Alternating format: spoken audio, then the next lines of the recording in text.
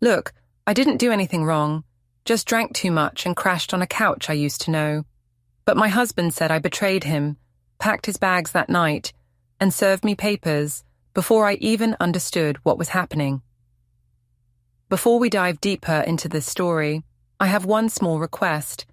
Please subscribe, drop a like, comment, and hit that hype button to boost this channel so more people can discover these incredible stories. I always told myself I wasn't the kind of woman who betrayed her family, that I only needed a little space, a little fun to feel like myself, and if Daniel couldn't understand that, then it was his fault for being so rigid. My name is Isolde Maris. I'm 33 years old, and I work as an HR coordinator at a small logistics firm where people see me as approachable, patient, and fair. At the office, everyone relies on me to settle disputes, but at home, Daniel often acted like I was the source of every conflict. He wanted routine, order, and quiet, while I wanted to breathe, to remind myself I wasn't just a wife and mother. That's why, when my cousin Felix suggested I go out for a few drinks with friends, I didn't hesitate. I thought I deserved it after another long week, and when Adrian, my old boyfriend from years back, happened to join us, I convinced myself it was nothing. We laughed like old times, talked about our jobs and families, and after a few drinks I felt warm, dizzy, and careless. I told myself there was no harm in letting him call a cab for me, but when I admitted I felt too unsteady to go home, he offered his couch. I repeated in my head that it was innocent, that I was too tired to argue, and that Daniel would understand if I just explained. When I woke on Adrian's couch the next morning, sunlight glaring through the blinds, my head pounding, I froze. It felt wrong, even though nothing had happened. Adrian had already left for an early shift, leaving me a note and water, but the couch itself felt like evidence of something I hadn't done but couldn't easily defend. I told myself no one would know, that I would head home, shower, and move on, but my phone buzzed with a message before I could even gather my things. Felix had sent a picture. It was me, curled up on Adrian's couch, blanket pulled over me, eyes closed. He said someone had posted it on social media and joked that I had quite the reunion. My stomach flipped as I realized how fast one careless moment had traveled. When I returned home later that morning, Daniel was waiting. He asked where I'd been, his voice flat but sharp. I smiled and said work had drained me, that I had stayed late with friends and maybe had one drink too many. He asked if I had been alone, and I shook my head, saying it was nothing, that he was being paranoid again. I told him I was tired of his endless suspicion, tired of his constant need to turn everything into a crisis. He stared at me with that look I had grown used to, the one where he didn't trust me but didn't want to explode in front of Lena. She was at the kitchen table coloring, and I told myself she wasn't listening, that children didn't absorb everything, even though her little shoulders tensed when Daniel and I exchanged words. I spent the afternoon convincing myself that the photo would fade into the background, that people would laugh and move on, but by evening Daniel's phone buzzed with the image. Someone had sent it to him directly. He held it up, his face pale, and asked if I had fallen asleep on Adrian's couch. I laughed lightly, saying it was ridiculous, that I was tipsy and crashed for safety, that it was better than driving home. I asked him if he would rather I risk my life on the road just to keep his pride intact. He said it looked like betrayal. I said he always thought the worst of me, always twisted things to make me the villain, and that he was embarrassing himself by clinging to suspicion. That night, after Lena went to bed, he asked again, quieter this time, why I hadn't called, why I hadn't told him where I was. I rolled my eyes and said I didn't need to report every move like a child asking permission. I told him he was suffocating me, making me feel trapped, and that maybe if he trusted me more, I wouldn't have to defend myself against nonsense like this. He didn't argue back. He just went silent, sitting at the edge of the bed with his back to me. His silence unsettled me, but I told myself it was better than shouting. The next day, I called Felix and told him Daniel was being impossible. Felix laughed, said Daniel had always been too uptight, that men like him couldn't stand women having any freedom. His casual dismissal gave me relief, like I was right all along, like the problem wasn't me, but Daniel's stubborn pride. Felix told me to forget it, that the couch meant nothing, that people would move on. I clung to those words, repeated them like a shield, even though deep down I felt the weight of the photo pressing on me. Still, when Daniel's mother, Marjorie, found out, she called me directly. Her voice was cold as she said I had humiliated her son and confused her granddaughter. I tried to argue, saying Daniel was exaggerating, but she cut me off, saying mothers know the truth even when their children won't say it. Her judgment burned, and I slammed the phone down, convincing myself she was just bitter and controlling, too old-fashioned to understand modern marriage. By the end of that week, the photo had made its way into the whispers of neighbors and co-workers. At the office, someone asked jokingly if I had fun on the couch, and I forced a smile, acting unbothered.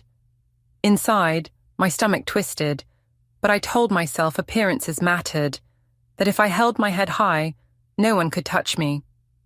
At home, Daniel moved more quietly, speaking less, avoiding my eyes. Lena grew quieter too, sitting in her room with her dolls, watching us from doorways. I told myself she was too young to really understand, but her silence followed me like a shadow. Then, one evening, Daniel sat me down at the kitchen table. His bag was by the door. He said he couldn't do this anymore, that he was tired of being humiliated, tired of raising Lena in a house full of lies. I told him he was overreacting, destroying our family over nothing. He said nothing was exactly the problem, that nothing was all I ever admitted to. Then he stood, lifted his bag, and walked upstairs to gather Lena. My chest tightened as I realized he wasn't bluffing. He was leaving, and for the first time, I couldn't spin the story fast enough to stop him. The family dinner was supposed to be ordinary, just another Sunday gathering at my parents' house, but from the moment Daniel and I walked in, I felt the tension pressing down like heavy air before a storm. He carried himself stiffly, jaw clenched, eyes fixed on the ground, while I smiled brightly, determined to prove to everyone that nothing was wrong. I greeted my parents, hugged my cousin Felix, and even joked about the traffic, pretending life was normal. But I could feel Daniel's silence pulling attention, and soon enough people were looking at us, waiting for him to speak. I hated that he had the power to control the mood just by sitting there like a wounded victim. As we sat around the long table, passing dishes of roast chicken and vegetables, I tried to steer the conversation toward safe topics, asking about my father's new hobby and my mother's plans for the garden. But Daniel remained quiet, and I knew what was coming before he even reached into his pocket. He pulled out his phone and laid it flat on the table. The screen lit up with the photo, me asleep on Adrian's couch, blanket pulled over me, mouth slightly open in exhaustion. The image seemed louder than any shout. My mother gasped softly, while Felix leaned back with a grin, clearly enjoying the drama.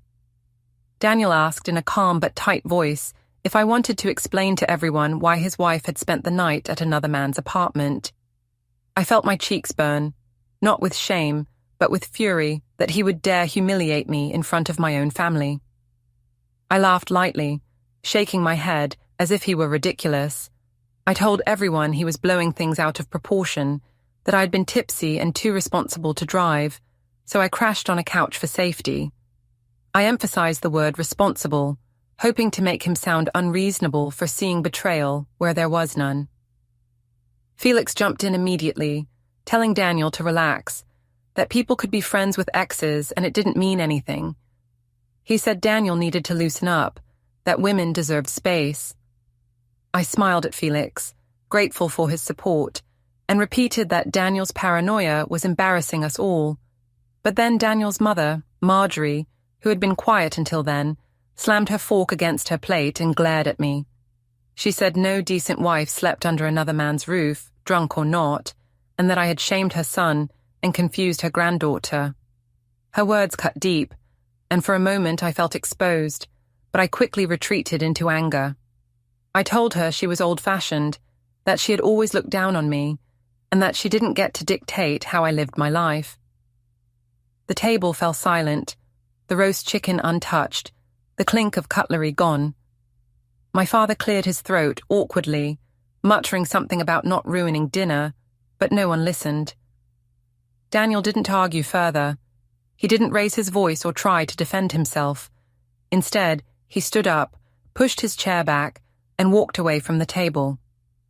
Lena, who had been sitting quietly beside him, looked at him with wide eyes before scurrying after him. I called out, asking where he thought he was going, but he didn't answer.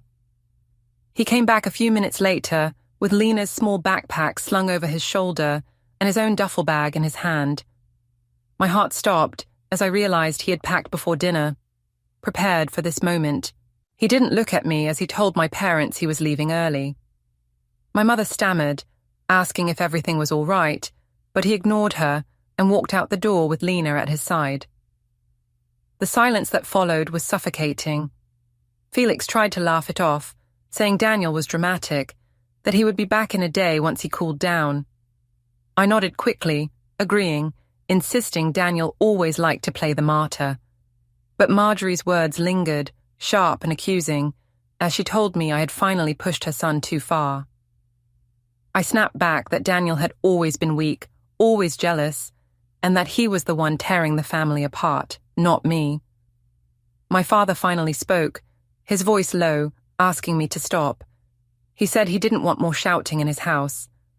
I fell quiet then, but inside my anger burned hotter than ever. That night, when I returned to the family home, the emptiness struck me like a blow.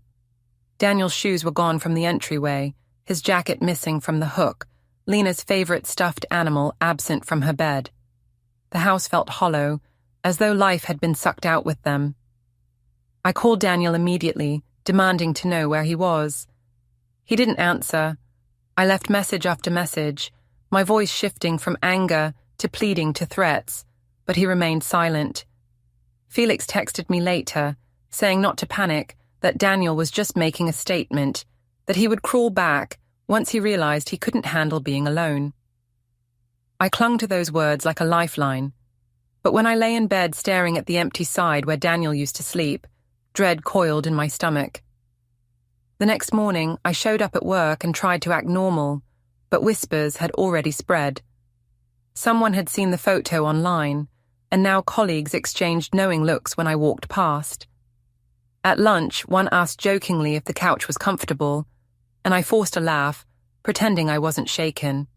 But the laughter felt like knives, and I realized Daniel's silence was louder than any public defense I could mount. By staying quiet, by leaving me alone to explain, he had let the world write the story without me. At home that evening, I walked through the rooms, opening closets and drawers, seeing the gaps where his clothes and Lena's toys used to be. It was then that fear settled deeper than before. He wasn't bluffing, not this time. I told myself I still had the upper hand, that he had acted rashly, that he would soon see reason, but the image of him walking out with his bags replayed endlessly in my mind. I poured myself a glass of wine, sat at the kitchen table, and whispered aloud that I had done nothing wrong. But the words rang hollow in the empty house, and even I didn't fully believe them anymore. When I pulled into the driveway a few nights later, I noticed the lights glowing warmly from inside, but when I reached for my keys, the lock didn't turn. At first I thought I was fumbling. Maybe the key was stuck, but after several tries the truth hit me hard. Daniel had changed the locks. My pulse raced as I pounded on the door, calling his name, demanding he let me in. The curtain in the living room shifted slightly, and I caught a glimpse of movement, but the door stayed closed. Finally, after what felt like an eternity, it cracked open just enough for Daniel to slide an envelope into my hands. His face was pale, tired, and distant. He said flatly that I should find somewhere else to stay until things were resolved. Then the door clicked shut again, leaving me staring at the cold metal handle as though it had betrayed me too. I ripped open the envelope, hands shaking, and saw separation papers. My chest tightened, rage boiling up inside me. How dare he take such a step over something so minor? I immediately called Felix, my voice trembling as I told him Daniel had locked me out. He laughed at first, telling me Daniel was just posturing, that men liked to puff their chests and make threats they didn't mean. But his laughter did little to calm me. Standing outside my own home, clutching legal documents with neighbors peeking through curtains, humiliation burned hotter than anger. Felix said I should call Daniel's bluff, wait him out, and show him I wasn't afraid. I nodded, pretending his words gave me power, but inside I felt small, like the ground had shifted beneath me. The next day I tried again. I stood at the front door mid-afternoon, knowing Lena would be home from school. I knocked softly this time, rehearsing my lines in my head. That I missed her, that I loved her, that Daddy was just confused. The door opened a crack, and Daniel appeared, calm and steady. He handed me another envelope, this one listing temporary visitation schedules and financial notices. His voice was measured, almost gentle, as he said everything I needed was inside. I tried to push the door, but he blocked it effortlessly. My voice rose as I shouted that he was cruel, destroying Lena's childhood, poisoning her against me. His face didn't change. He simply said he was protecting her. Behind him, I saw Lena peeking from the hallway, her small eyes wide and unsure. I reached out my hand, but Daniel closed the door firmly, leaving me to scream into the empty air. Humiliated and furious, I drove to my parents' house, demanding they take my side. My mother looked uneasy, telling me Daniel seemed serious and that perhaps I should talk to a lawyer. My father, always the quiet one, muttered that marriage vows meant something, but he didn't defend me either. Only Felix seemed ready to reassure me, saying Daniel was acting like a dictator, using paperwork to control me. I clung to his words, though I noticed even he was less confident than before. His smirk didn't quite reach his eyes. Later that week, I caught sight of Lena in the school parking lot. She was holding Daniel's hand, her backpack bouncing against her small frame. I rushed forward, my heart aching, and called her name. She stopped, looking at me with hesitant eyes. I knelt down, told her I missed her, that Daddy was only angry, that soon things would go back to normal. She nodded, but she didn't smile. She pulled closer to Daniel, hiding slightly behind his arm. My throat tightened as Daniel looked at me calmly, not saying a word, just guiding her to the car. Other parents watched, their eyes whispering judgment I couldn't escape. I wanted to shout, to make them see me as the victim, but the lump in my throat kept me silent.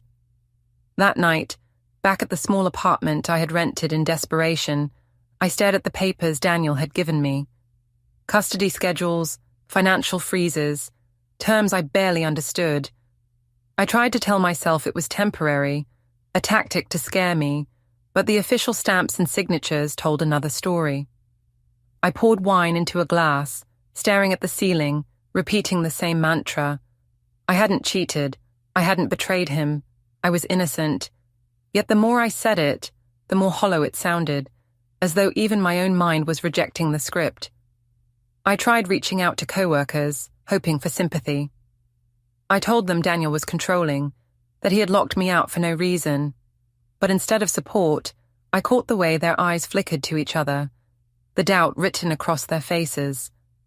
One asked quietly if it was true I had spent the night at Adrian's apartment.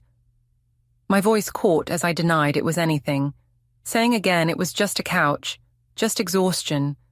But I could see they didn't believe me. Their polite nods were worse than insults. They had already decided. By the weekend, I drove back to the family home one more time, desperate to prove I still belonged there.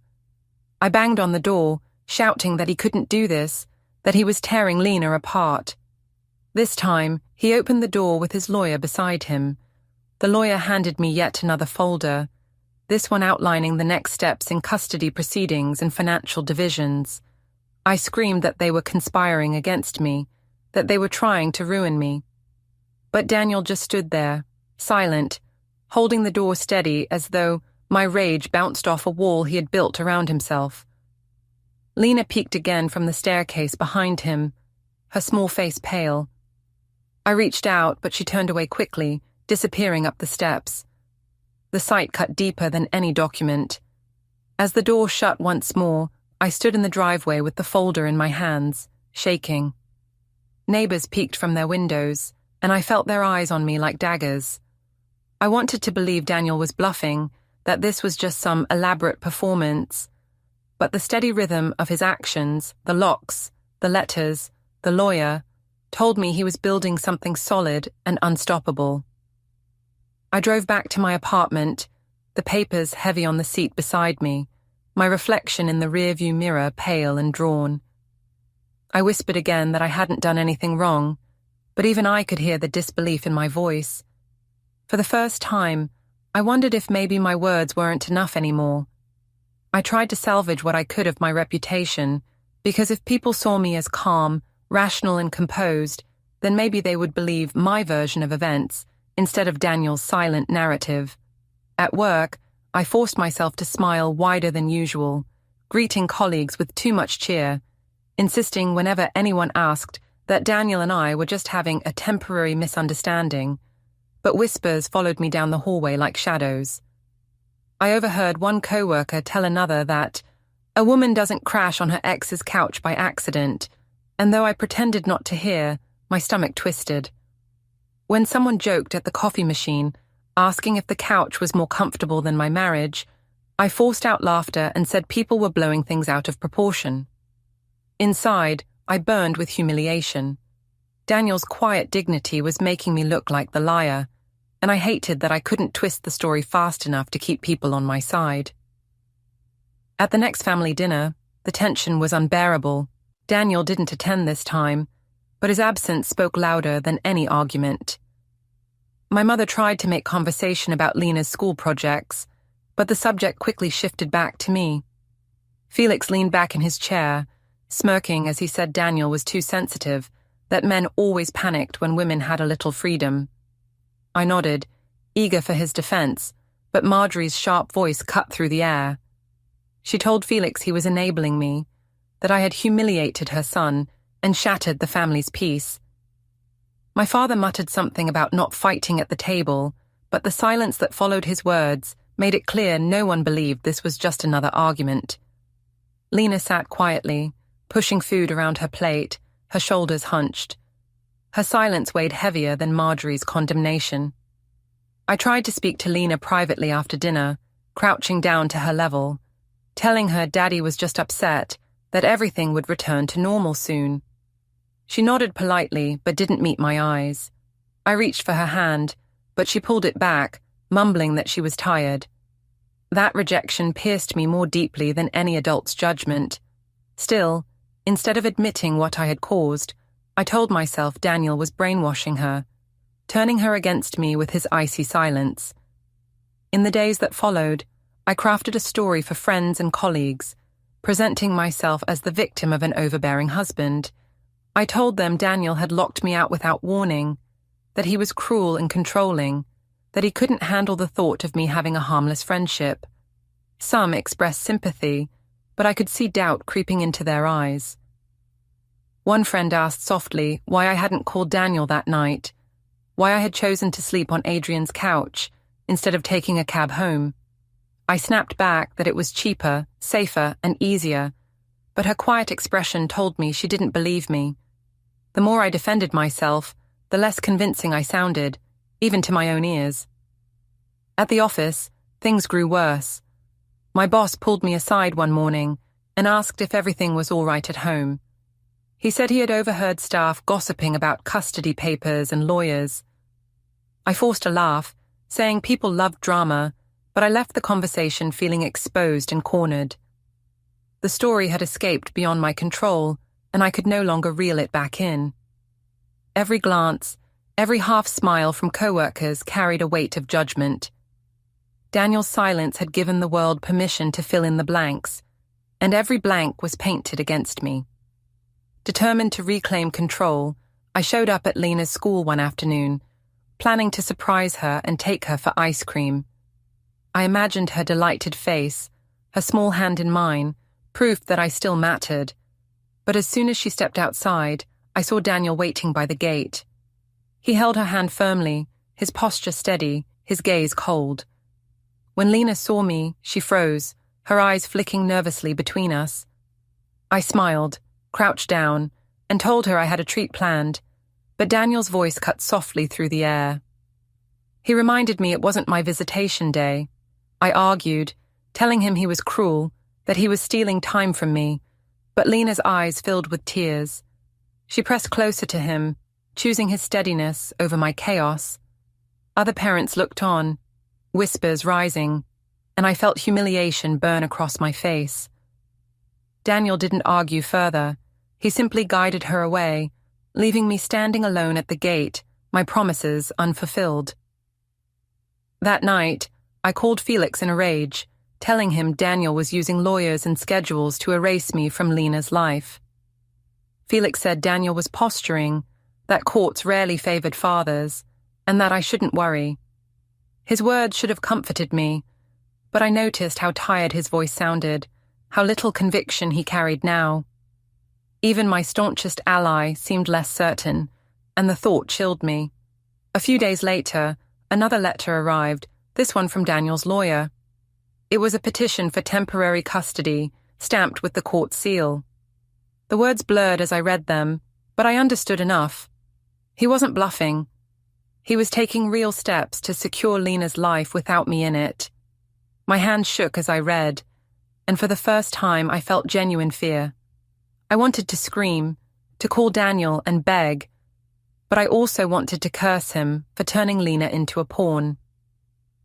I ended up doing nothing but pacing the apartment, whispering to myself that I hadn't cheated, that I hadn't done anything wrong, though the words rang emptier with each repetition. The next family dinner was worse than the last. Marjorie didn't look at me once, and when I tried to speak, she interrupted sharply, saying I should stop pretending innocence. My father sighed and asked everyone to stop shouting, but no one listened. Felix tried again to defend me, but his words sounded weak, as if even he doubted himself now. My mother's face carried disappointment I couldn't erase, and Lena, sweet Lena, barely spoke, her fork moving food across her plate without ever lifting it to her mouth. I wanted to reach for her, to show her love, but her eyes stayed fixed on her lap. When I returned to my apartment that night, I opened the custody petition again, staring at the words that confirmed my fears. Daniel had been building his case quietly, steadily, while I wasted energy spinning stories and blaming him. The realization hit me like ice water. He wasn't fighting me with anger. He was dismantling me with patience and law. The legal office felt colder than any place I had ever walked into, not because of the air, but because of the certainty hanging over the polished wood tables and neat stacks of paper.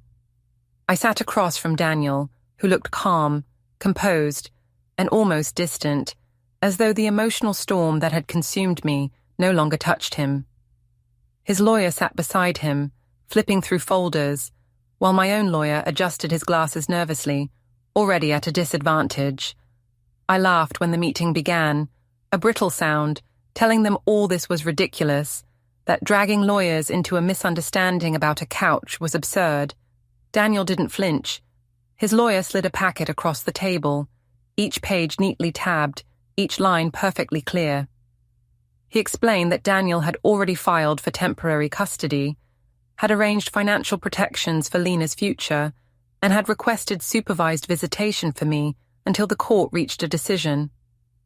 My hands trembled as I flipped through the documents, the stamps and signatures staring back at me like accusations I couldn't dodge. I snapped that this was revenge, that Daniel was trying to destroy me financially and emotionally, but his lawyer calmly countered that these were preventative measures to protect the child. He said Lena's well-being came first, and Daniel had taken steps to ensure her stability. The calmness of his words made my anger feel childish. I turned to Daniel, desperate to see any trace of the man I once thought I controlled, but his face was unreadable. He didn't look at me with hate or love, only with a kind of steady pity, and that frightened me more than rage ever could. When I left the office, I called Felix, choking on my words as I told him what had happened. He tried to reassure me, saying courts almost always sided with mothers, that Daniel's preparations were just smoke and mirrors, but his voice lacked conviction, and for the first time, his confidence didn't soothe me. I hung up quickly, clutching the documents to my chest like they were both a burden and a shield. That night in my apartment, I opened my banking app only to find my access blocked. The joint accounts had been frozen, just as the lawyer had promised.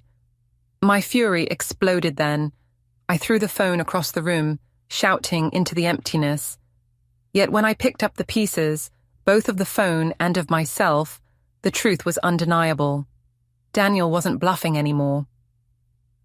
Days later, during one of my scheduled visitation afternoons, Lena sat on the couch in my small apartment, swinging her legs nervously while eating the snacks I had bought. I tried to make the time feel special, talking too loudly, smiling too wide, desperate to prove I was still her mother. But she looked at me with quiet confusion.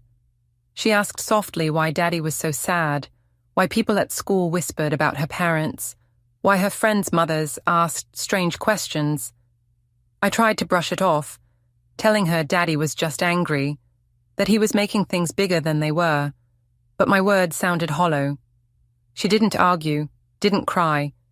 She just lowered her head and whispered that she wished we would stop fighting. Her small voice pierced me deeper than the legal documents, but instead of facing the truth, I told myself Daniel had poisoned her, teaching her to doubt me. At another family gathering, Marjorie confronted me openly. She told everyone that Daniel had proof, that the lawyers had already gathered statements from people who saw me at Adrian's apartment, laughing, leaning against him before I crashed on that couch. I shouted that she was lying, that gossip was not truth, but I saw the looks exchanged around the table.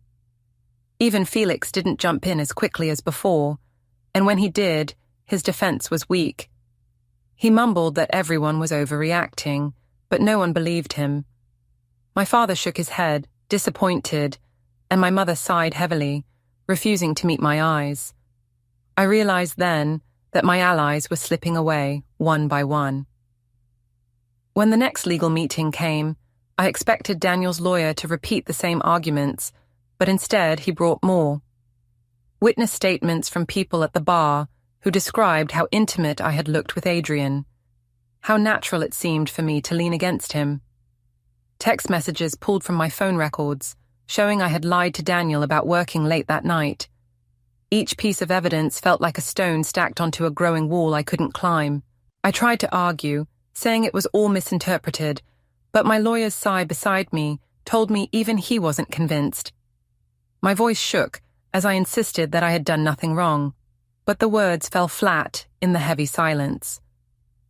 Daniel remained calm throughout, speaking only when necessary, his voice steady and measured. He didn't lash out, didn't call me names, didn't let emotion cloud his words. He simply presented his case, layer by layer, until the picture was clear.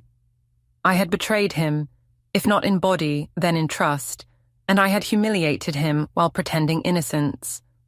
Watching him build his case so carefully, I realized with horror that while I had been spinning stories and seeking sympathy, he had been documenting, gathering, preparing. When the meeting ended, Daniel gathered his papers neatly, nodded politely, and left with his lawyer. I sat frozen in my chair, the folder of evidence heavy in front of me, my hands trembling too much to touch it. For the first time, I saw how completely he had outmaneuvered me. All my gaslighting, all my laughter, all my denials had crumbled under the weight of receipts I couldn't deny. As I walked back to my apartment in the fading evening light, I clutched the folder to my chest, the words temporary custody echoing in my mind like a sentence already passed. I whispered to myself again that it was just a couch, just one night, nothing more. But even I could hear the lie in my voice, thin and powerless, drowned out by the silence of the truth Daniel had built brick by brick. The courtroom felt like the final stage of a play I had been trying to rewrite since the night I crashed on Adrian's couch, but this time I wasn't holding the script. I walked in with my lawyer beside me, holding my head high, determined to look composed, even if inside my stomach churned with dread. Daniel was already there, sitting straight, his lawyer calm at his side, their folders stacked neatly like weapons. He didn't look at me, and the absence of his gaze cut more than if he had glared. When the judge entered, the room fell silent, the kind of silence that makes your heart beat louder than you want it to. Daniel's lawyer began by presenting the evidence. The photo of me asleep on Adrian's couch, the witness statements from the bar describing how close we had looked, the text messages where I had lied about working late. Each piece landed like a hammer blow, and with every page turned, I felt smaller. My lawyer tried to argue it was all circumstantial, that no physical betrayal had occurred, but the judge's questions sliced through my defenses. Why hadn't I called my husband that night? Why had I chosen an ex's apartment over returning home? Why had I dismissed my husband's concerns publicly, humiliating him in front of family? Each answer I gave sounded rehearsed, brittle, and hollow. I repeated over and over that it had been just a couch, just exhaustion, but the words rang emptier each time. When it was Daniel's turn to speak, his voice was calm, steady, and devastating. He didn't accuse me with venom. He laid out facts with patience. He explained how he had acted to protect Lena, how he had secured accounts to ensure her stability, how he had documented my lies only because he wanted the truth to stand clear. He didn't call me names, didn't lash out, didn't need to. His restraint made me look chaotic by comparison, and I knew the judge saw it too. Finally, the judge delivered the ruling. Temporary custody awarded to Daniel, financial accounts secured under his management, and a strict visitation schedule for me. The words echoed in my chest, cold and final. I wanted to scream that I was still Lena's mother, that I hadn't cheated, that it was all a misunderstanding. But when I opened my mouth, no sound came. Daniel finally looked at me then, his eyes steady, filled not with anger, but with pity, and that cut deeper than any punishment.